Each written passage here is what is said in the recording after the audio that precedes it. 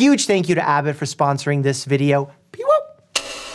Julianne Kopke fell 10,000 feet out of a crashing airplane into the Amazon jungle and survived. At 17 years old on Christmas Eve in 1971, Julianne boarded LANSA Flight 508 from Lima to Pucallpa, Peru, with her mother and 90 other passengers. Only 25 minutes into the flight, the plane began to violently shake as it entered a thunderstorm. Looking out the window in horror, Julianne saw a bolt of lightning strike the wing of the plane. Chaos quickly erupted as the plane began tearing apart. Julianne, who was still buckled to her seat, was ripped from the plane. She fell 10,000 feet through the sky into the dense Amazon jungle below. She remained strapped to a row of seats, which actually acted as a makeshift parachute and landed perfectly amongst the high canopy of the jungle, softening the crash. Concussed and rightfully traumatized by the disaster, Julianne laid motionless on the jungle floor for an entire day. When she came to, she was alone in the rainforest, having only sustained a broken collarbone, a sprained knee, gashes on her right shoulder and left calf. Julianne rose to her feet, found a bag of candy from the rubble,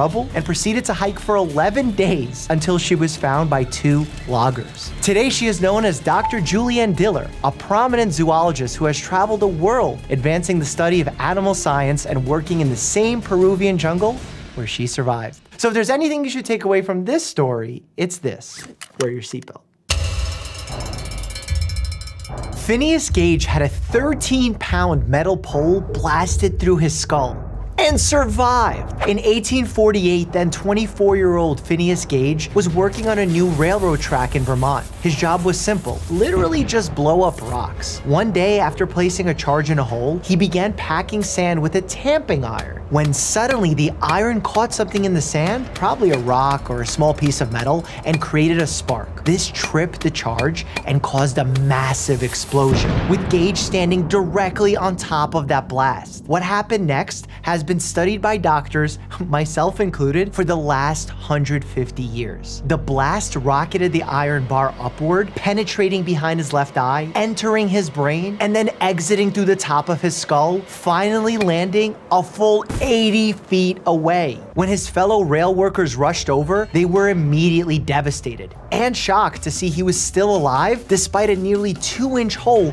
through his entire skull. Not knowing how to help in this dire situation, the workers rushed him to a nearby doctor, who was most definitely unprepared for such a gruesome injury. Despite some initial convulsions, Gage never even lost consciousness, and in one of the most miraculous medical cases ever recorded, he survived for 12 years, but with one major caveat. You see, Gage is also considered a vital piece of medical history, as he led us to start believing the brain was actually responsible for controlling personality. While Gage did survive the explosion, it's documented that damage to his frontal lobe led his personality to go through some major changes. Dr. Harlow, who treated Gage following the accident, said he is fitful, irreverent, indulging at times in the grossest profanity, which was not previously his custom. Some who knew him have claimed it took him years to regain his personality. Reports over exactly how much his personality changed have been the cause of much debate over the years, but regardless, surviving a metal pole flying through your skull is nothing short of a miracle.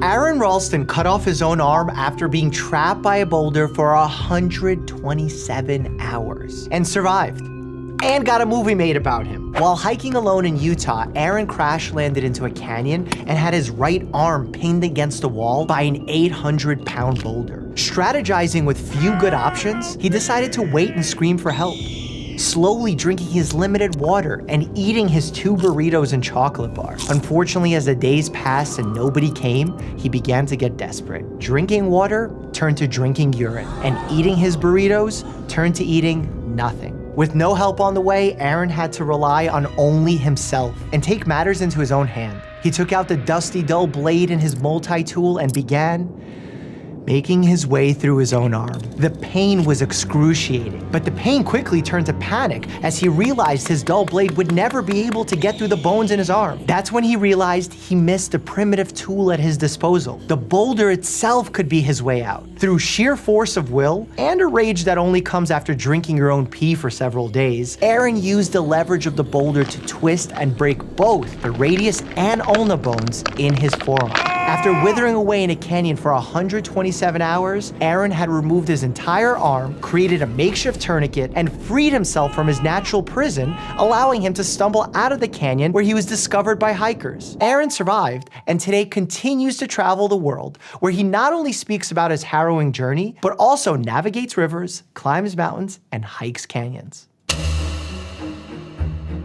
Dr. Leonid Rogozov performed an emergency appendectomy on himself and survived. In the middle of the 20th century, Russia began aggressively exploring and conducting research in Antarctica, and in 1960 sent an expedition to construct a base known as Novolovorskaya. The team completed its construction in 9 weeks, and then had to wait out the winter until the ice thawed so they could be brought back home. Because the team was effectively stranded at the base, they brought along the doctor to ensure the crew could be treated for any illnesses or injuries if they were to arise. Tragically, Dr. Rogozov was the one who got sick. After suffering several hours of unrelenting abdominal pain, weakness, and nausea, Dr. Rogozov diagnosed himself with appendicitis, or inflammation of the appendix that can cause severe pain and even death if left untreated. Knowing that there were no surgeons around, he reached for all possible conservative methods to address his situation. But unfortunately for the doctor, none of them were effective, leaving him with only one final choice: surgical removal of his appendix, performed by himself on himself? He recruited 2 medical assistants, the team meteorologist and the team driver, to hold open the abdominal incision and hold a mirror to better visualize his surgical field. Seated upright in a hospital bed, taking as many sterilization precautions as possible, Dr. Rogozov began the operation. The pain and fatigue was excruciating, causing him to experience vertigo and take several pauses with his abdomen wide open. Nevertheless, he continued. He removed the perforated appendix and stitched himself back up over the course of just 2 hours. After 4 days, Dr. Rogozov's bowel function returned to normal. After 5 days, his fever was gone. After 8 days, his stitches were removed. And after 2 weeks, he was back to performing heavy work on the base. What a champ! Michael Cassidy was split in half by a fire hydrant during a motorcycle crash and survived. The 25-year-old was riding his motorcycle down the street when he unexpectedly lost control of his back wheel. At that moment, Michael knew he was going to crash. So in a split-second decision to mitigate damage, he veered in between 2 cars in the hopes of finding some grass. Unfortunately, Michael didn't see the fire hydrant hidden between the cars. His body flew full speed through the air directly into the hydrant. When he came to, he was lying face down, but his legs were face up. The hydrant had essentially split his pelvis in 2, known as an open book fracture. This is essentially a death sentence in most scenarios. Fortunately, 2 off-duty nurses witnessed the brutal crash, immediately rushing to his aid and summoning an emergency helicopter to get him to the nearest trauma center. Upon his arrival, doctors placed a special balloon catheter inside his femoral artery and slid it up near his aorta. Once inflated, this blocked blood flow to his lower half, reducing further blood loss and finally allowing doctors to get a good view of the damaged pelvis. It worked. Multiple medical teams collaborated to repair his ruptured bladder, reconnect blood vessels, and reconstruct his entire pelvis with hardware and screws. After a month of physical therapy, Michael now walks with a limp, passes waste through an ostomy bag, and he and his wife just welcomed their first child. Without a balloon catheter to slow the blood loss and a ton of blood transfusions, Michael wouldn't have made it. Receiving a transfusion can mean the difference between life and death when suffering a traumatic injury like the ones in these stories. That's why it's so important to get into the habit of giving. A single blood donation from just one person can help save the lives of 3 people. You can be that one person. As we head into the winter months, we tend to see donations decline because of the weather and holidays, which means donating now and becoming a recurring donor is so important.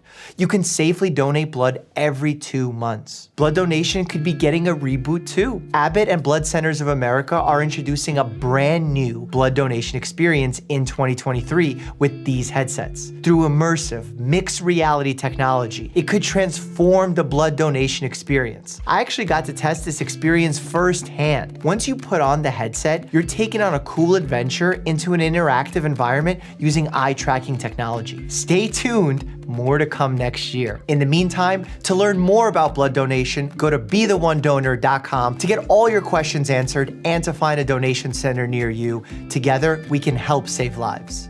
Check out my video here where I explain what killed every US president. You won't believe what happened to Woodrow Wilson. And thanks again to Abbott for sponsoring this video. Visit BeTheOneDonor.com to find out where you can donate blood and plasma to help save lives today. As always, stay happy and healthy.